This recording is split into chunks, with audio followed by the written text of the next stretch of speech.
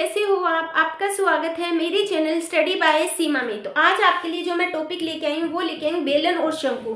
ठीक है, आपके जो क्लास 9th और 10th में है ये चैप्टर है शंकु और गोला। इसमें शंकु, बेलन और गोला भी है, घन है और घनाभ है। मैं यहाँ पे दो ही टॉपिक लेके आई हूँ, बेलन और शंकु। सबसे पहले अपने बेसिक पढ़ेंगे कि बेलन क्या होता है और शंकु क्या होता है। उसके बाद इन दोनों के जितने भी फॉर्मूले हैं अपने एक ही वीडियो में करेंगे, ताकि आपको जो फॉर्मूले हैं वो कहीं ढूंढने की जरूरत नहीं पड़ी, आप एक वीडियो में सारे फॉर्मूले कर सकते हो। तो सबसे पहले अपने थोड़ा सा डिफरेंस भी देखेंगे कि शंकु और बेलन में क्या डिफरेंस है और किस टाइप के क्वेश्चन है वो एग्जाम की, बोर्ड की एग्जाम में पूछे जाते हैं। तो सबसे पहले अगर मैं बेलन की बात करूं, यहाँ पे अपने बात करेंगे बेलन। सिलेंडर आपने देखा होगा, यानी इंग्लिश में बेलन को सिलेंडर बोलते हैं। ठीक है,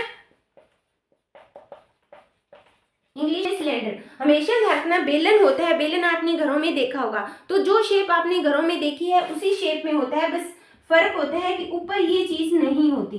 ठीक है बच्चों, तो ये जो आपने बेलन देखा होगा, जैसे अगर मैं पेन की बात करूं, अगर इधर से बात करूं तो ये यहाँ से क्या है, राउंड शेप में है। तो इसका मतलब जो बेलन होता है वो अंदर से क्या होता है, राउंड शेप में होता है। आपने पाइपें देखी होगी, तो पाइपें वो कितनी लंबाई की होती है लेकिन अंदर से राउंड शेप में होगी। ठीक है, पेन देख लो, पेंसिल देख लो, ये जो सारी होती है ना वो अंदर से राउंड शेप में होगी, वो हमेशा बेलन की आकृति के ही माने जाते हैं। ठीक है बच्चों, ये तो आपको समझ आ गया होगा।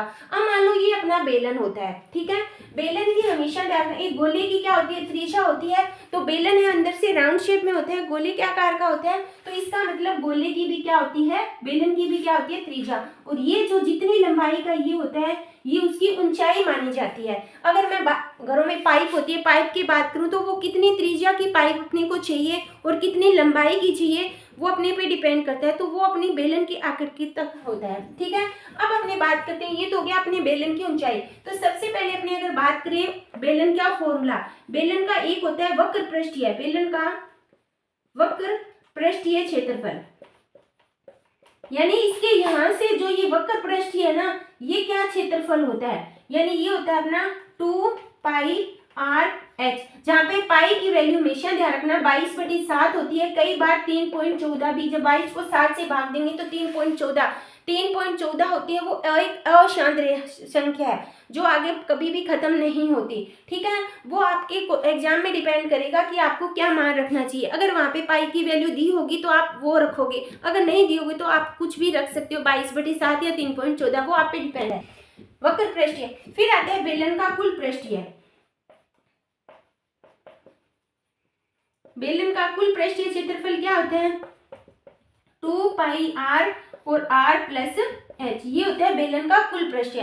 एक आता है अपने बेलन का आयतन, जो मोस्ट इंपोर्टेंट है, बेलन का आयतन, जो एग्जाम में इससे रिलेटिव हर बार क्वेश्चन आता है। इस फॉर्मूले को अच्छी, बेलन, शंकु, गोला, घन, घनाभ, इनके आयतन के जो फॉर्मूले हैं वो अच्छी तरह याद कर लेना, क्योंकि आयतन के बेस पे क्वेश्चन है वो पूछे जाते हैं। बेलन का आयतन होता है πr²h, यानी आपको बेलन के ओनली 3 ही फॉर्मूले याद करने हैं, इससे ये टॉपिक है आपके अच्छी तरह कवर हो जाएगा। जब तक ये तीनों फॉर्मूले याद नहीं होंगे टॉपिक अपना क्लियर नहीं होगा। ये तो था अपना बेलन।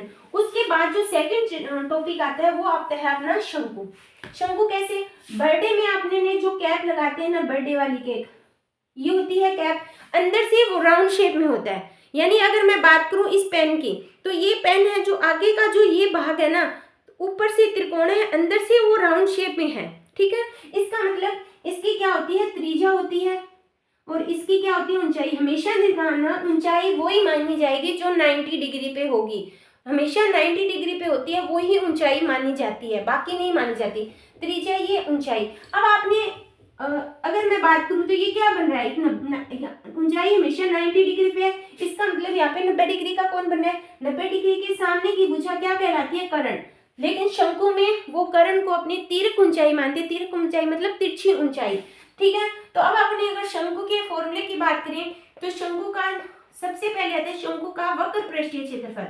वक्र पृष्ठीय क्षेत्रफल क्या होता है, वक्र पृष्ठीय क्षेत्रफल होता है अपना πr/l। ठीक है बच्चों, फिर आता है शंकु का कुल पृष्ठीय, शंकु का